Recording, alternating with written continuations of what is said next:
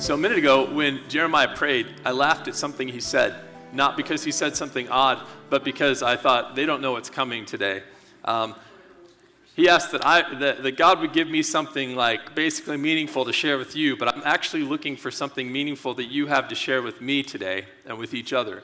We're going to kind of reverse the roles and give you an opportunity to be involved in this teaching, because it's very characteristic with the type of teaching that Jesus is giving, and it's one of his parables. If you're new to our church or you're just dropping in on us for worship today to join us, I want to give you a little bit of an update of where we've been. We've been working through the Gospel of Matthew, which is Matthew's story of the life of Jesus Christ, and all the highlights of it, and a lot of Jesus' teachings that were meaningful to Matthew, and a lot of early followers of Jesus that are very meaningful to us, even still to this day. And as we enter into that, right now we're in a place in Matthew chapter 21 where Jesus is starting to move toward his death on the cross. He knows it's imminent. He has come to Jerusalem to celebrate Passover, and he's been teaching in the temple, and it's been drawing a lot of attention. He entered into Jerusalem on a donkey, which was a symbol of kind of how the coming king would enter into the city, and the Jewish people had been waiting and been expecting someone to come to deliver them. But their definition of deliverance was opposing the Roman rule that had taken over their region a few decades previously, and kind of setting out a whole new era of Israel being a dominant political force in the world. They saw Jesus as bringing this about, and Jesus saw himself as bringing a whole different kind of deliverance about, at least this time around. And that was a deliverance that people needed in their hearts. It was the ability to enter into something that he called the kingdom of God, which is more like a community of people, more like a family of people who are following Jesus, and less like a political entity that was driving everything. And so he was about to make possible something that in our day and age we would probably define as the church, this group of followers of Jesus, people who are a part of his kingdom representing him in this world, and people whose hearts had a whole different agenda and a whole different ambition than what even a lot of the religious leaders in Jerusalem at that day and age had.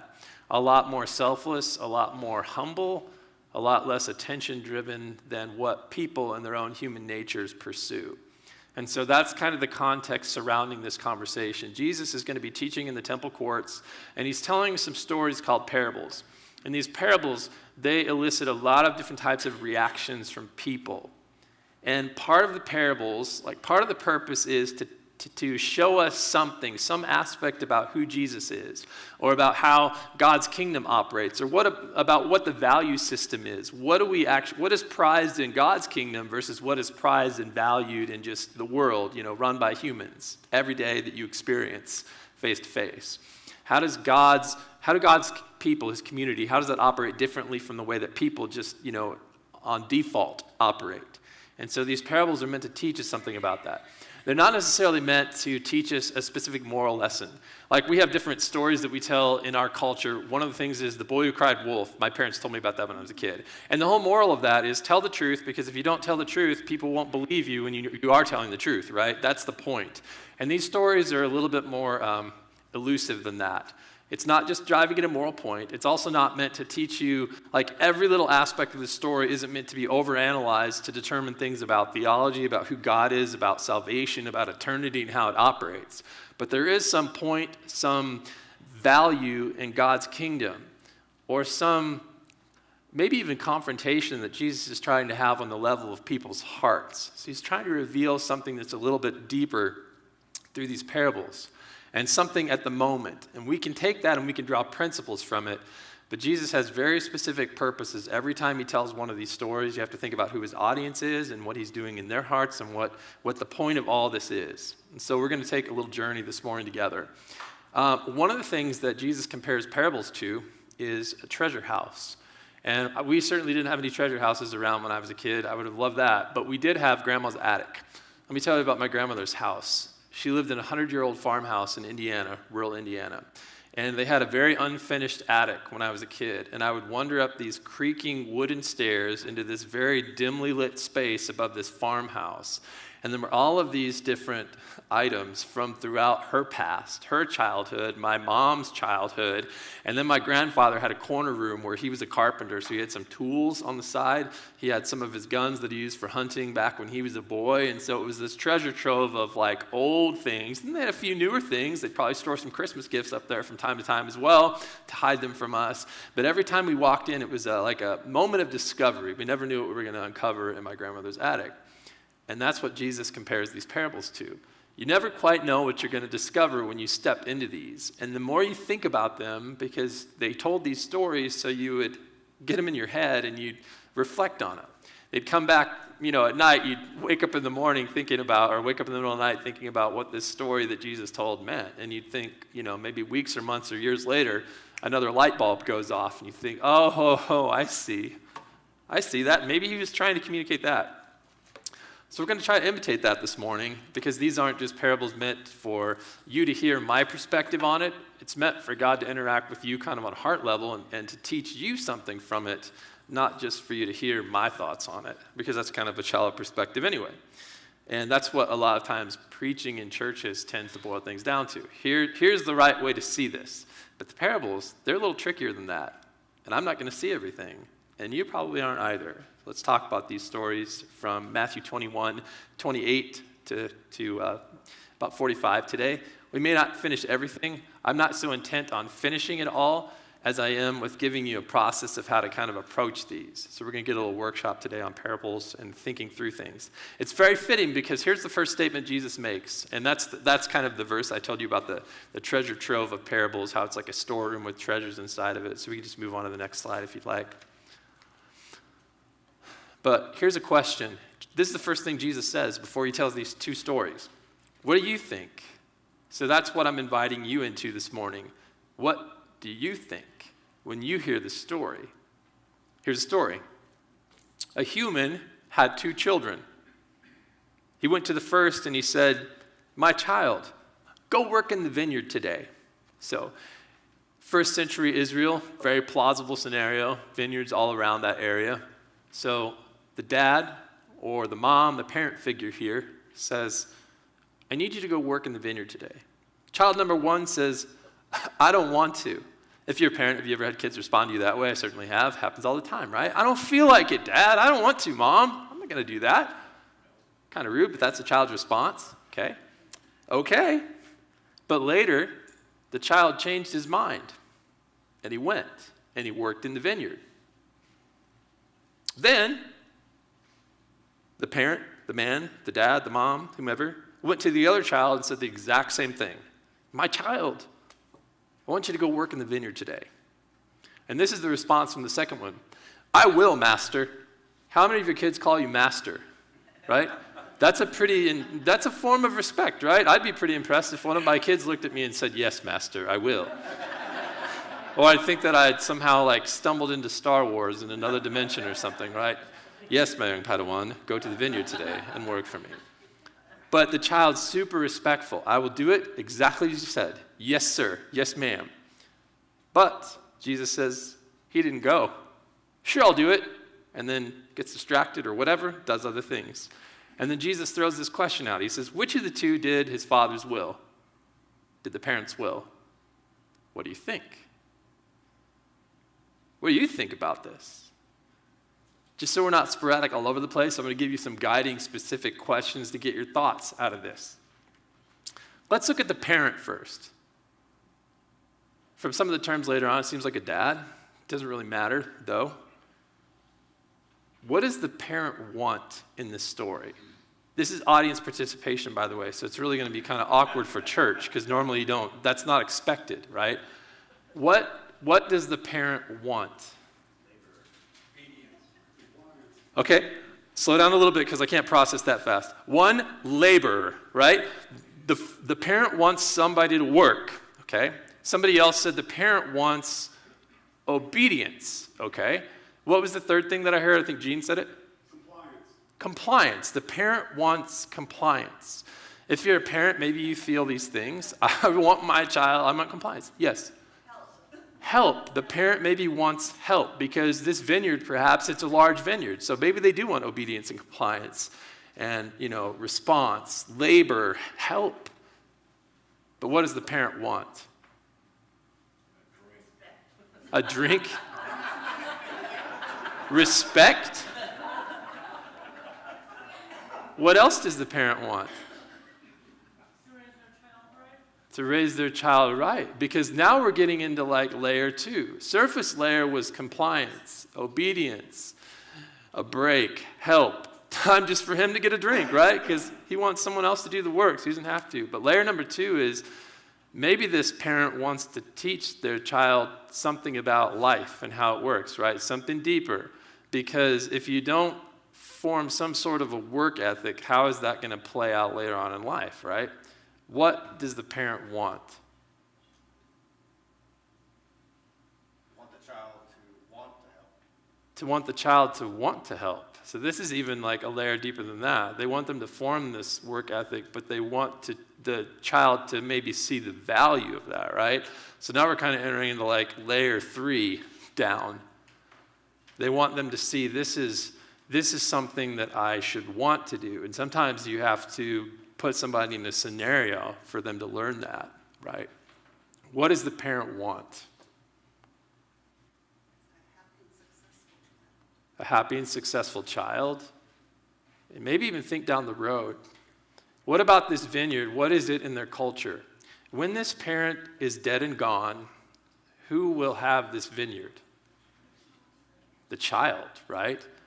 And so by having a child not only learn to work the vineyard, but also to care for it and keep it up, now we're talking about how this parent might actually be concerned for this child, might actually be thinking, 20 or 30 or 40 years down the road, when I'm out of the picture, this is yours. This is your inheritance.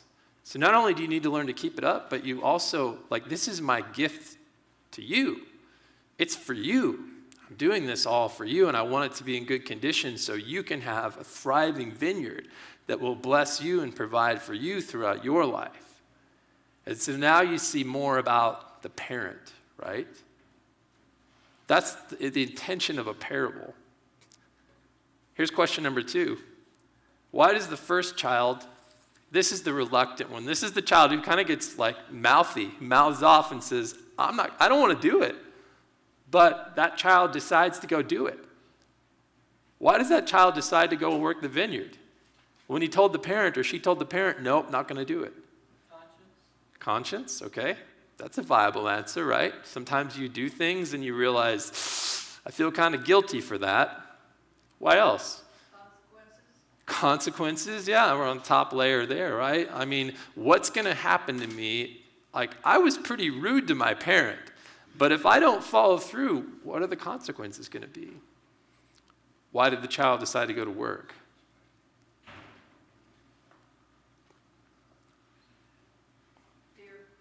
Fear, okay, maybe. Yeah, fear, that's kind of with the consequences, I guess. They saw their parents work, okay. All right. Pick up slack for their little sibling. There you go, pick up some slack for the sibling. They realize, we're probably all going to get asked this question, so maybe I should go do some work, right? Yeah.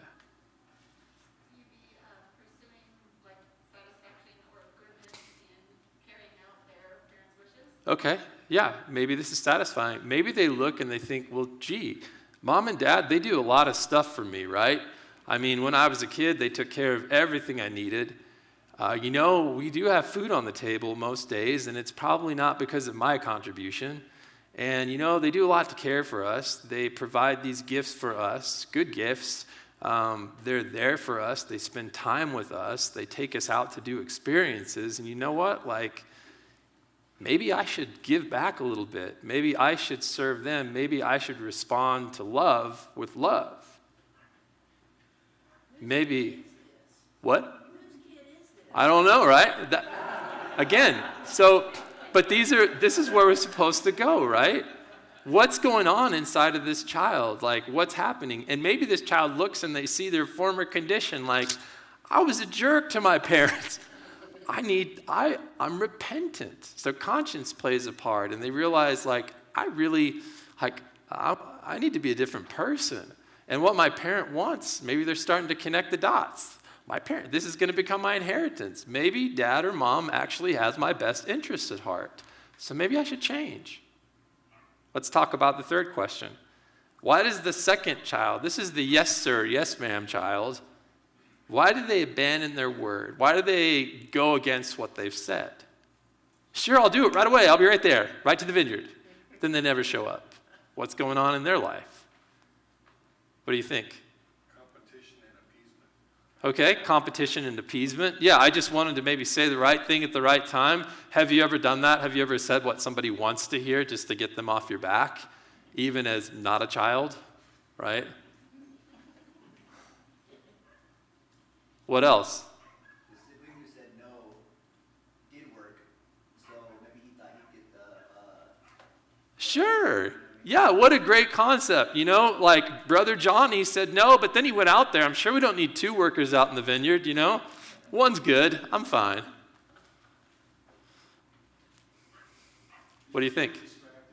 What? Easily distracted. Hey, there's a good one, right? Have you ever gotten easily distracted and just not gotten to something you said you'd do, right? There's us, right? We're human. What? Got a better offer, right? There's a lot of better offers, right, than going to work in the hot vineyard all day, right? Not a lot of shade in the vineyard. Most of the plants are this high. We have a few grapevines in our yard, so I understand that as a tall person. So, yeah, just better offer. Something better came along. Maybe didn't think the parents would notice. Maybe parents won't notice. Sure, like, I mean, this vineyard constantly gets attention, constantly needs attention. If I don't show up for one day, like, who's going to notice? And maybe there's more and more layers to that one as well. Maybe this son has something that, you know, in his mind, or daughter in her mind, is just really, it's a bigger priority than helping out with the vineyard. And so these other priorities take over. There's another purpose, another agenda that seems a little more fulfilling. And so now we're starting to step into Jesus' parable. Just a couple more questions about this parable. Who's the parent in Jesus' parable? And this is looking for maybe, why is Jesus telling this story? Is the parent just a parent? Or does Jesus want his listeners to see the parent as someone more than a parent? What do you think on that? In a lot of these parables, there's a figure who's an authority figure, and in many instances, Jesus uses that person as sort of a metaphor or like a characterization of God himself. And so as stepping into this parent's role, and the more we understand the parent and the parent's heart, not just the surface levels, but the deeper levels, the more we understand God and the way that he feels about these people in the audience in the moment, and perhaps the way that he feels about us 2,000 years removed from this conversation as well. And as we think about the children, perhaps we see different types of people in Jesus' audience. And Jesus is going to give us some commentary on that. It's going to take us that direction. But who is at the temple listening to Jesus? Did you realize there was an influx of like over 1 million people that came into Jerusalem for the Passover celebration from all over the Roman world? So there are people, I mean, this town is jam-packed with people from all kinds of different places and cultures, most of them who celebrate and practice their traditional Judaism, but in many different parts of the world. So it's a cultural blending. There are people from every walk of society, the very poorest to the very richest, the most outcast people to the most religiously acceptable people, and the whole gamut in between. And Jesus has been spending time healing people who were separated from society because of their illnesses. They were seen as second-class citizens. Jesus, throughout his ministry, interacts with people who are tormented by evil, people who practice prostitution, people who are tax collectors working for the Roman government that most Jews had a deep resentment of. And so there are different types of people in his audience. But who is the first child? And who is the second child in the audience? Those are questions that we're supposed to interact with. Here's what the people say in response to Jesus' story. They say, the first child's the one who did the parents' will, right? Because ultimately, at the end of the day, they went to the vineyard and they worked. And Jesus said, truly I tell you. So here's Jesus' application to his audience. Tax collectors and prostitutes. In other words, the people that you are judging as the religious crowd, the people that you are avoiding, he says they're entering the kingdom of God before you. They're coming in this vineyard. Maybe they didn't want to, but there's a change that's happening in their hearts. Maybe for similar reasons as this first son's heart or first daughter's heart is changing, and they decide, I want to go work in the vineyard. They're entering this kingdom before you. And then he says, for John the Baptist came to you in the way of righteousness. In other words, telling them God wanted them to change their way of relating with himself and their way of relating with other people. John came and he had this conversation with you 3.5 years previously. And he says, you didn't believe him, talking to the priests and the scribes and the religious, the dedicated, devoted religious Jews in the temple courts. You didn't believe him. But tax collectors and prostitutes, in other words, the social outcasts and the people you think you're better than, they did believe him. But you saw it and you didn't even care about it afterwards and believe him. You're kind of like that second child who said, yeah, I hear you, but I don't care. There's some other things that I care about more. And so it helps us to understand the audience and what Jesus' parable might supposed to be provoking. Some people are going to have a positive response to this, and other people are going to have a different response altogether in their hearts to what Jesus is saying. But I think that's really interesting, that statement in here about John came to call you into the way of righteousness. Righteousness is such a churchy word. People define it in a lot of different ways. But in the prophet Isaiah in the Old Testament, 26 chapters of that book, starting in chapter 40, it introduces us to this figure who's going to call people to the arrival of God. And that figure, John the Baptist, arrives, and the similarities between that person Isaiah spoke of and John the Baptist are just uncanny. And you realize, oh, John the Baptist came to announce the arrival of God with us, which Isaiah says he would.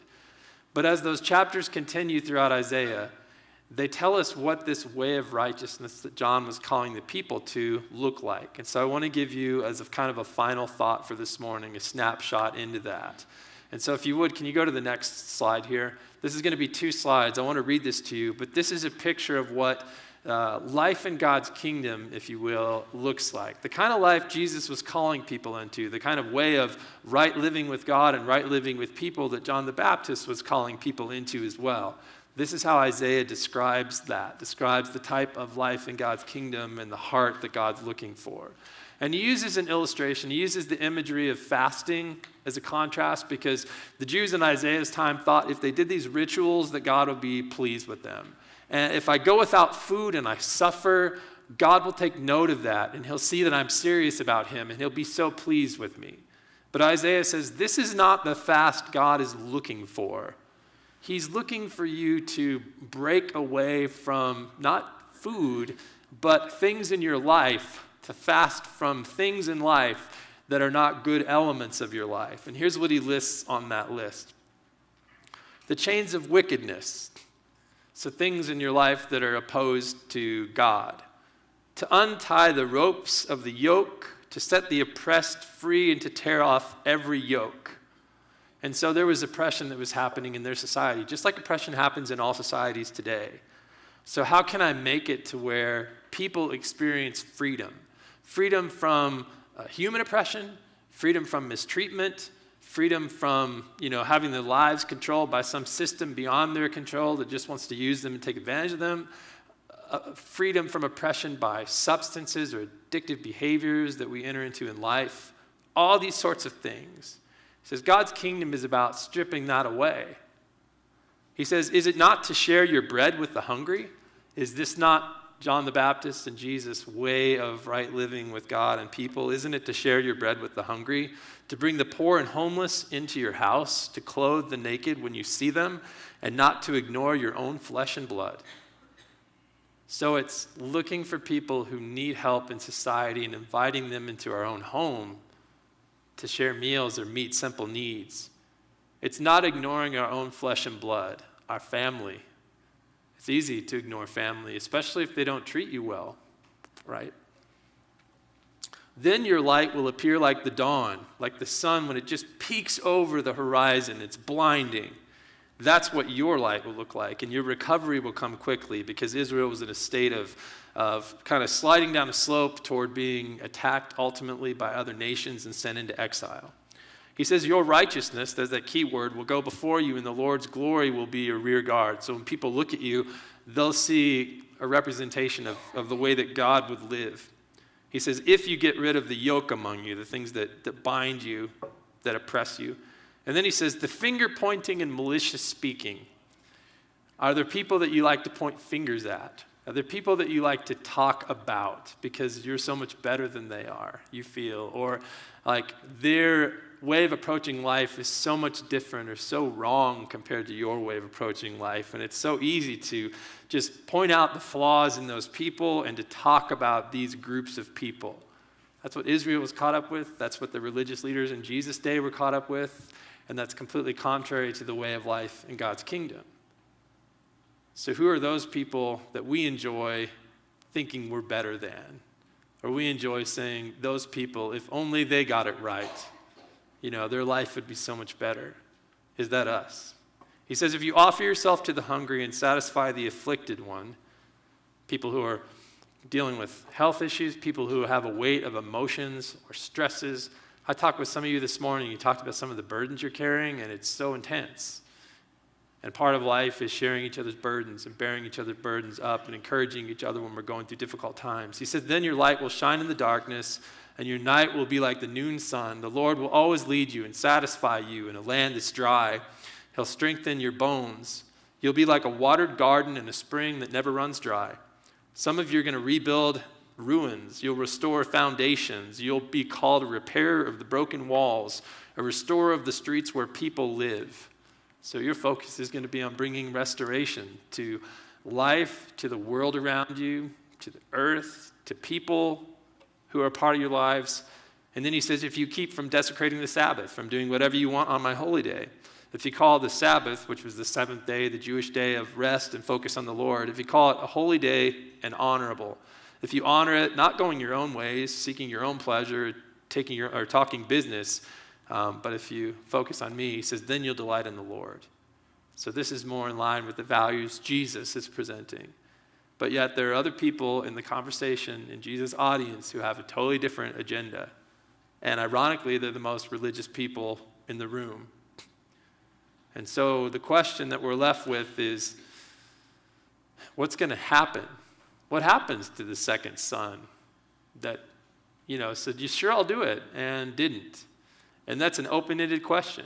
What happens to the person that says, I realize that you have this kingdom, but I could care less about it because I have my own agenda and I want to live life the way I want to live life. What happens? And to figure that out, you've got to read the next parable. So I'll leave it to you. I'm not going to teach on it next week, but read the rest of the verses through verse 46 in this chapter and ask yourself the questions that are located inside your bulletin. See if you can figure the answers to those things out, okay? But that's how to approach parables in a more hands-on way. And a pretty exciting attic to find some unique treasures in, to learn about God and his heart and what's really valued in his kingdom, his way of approaching life.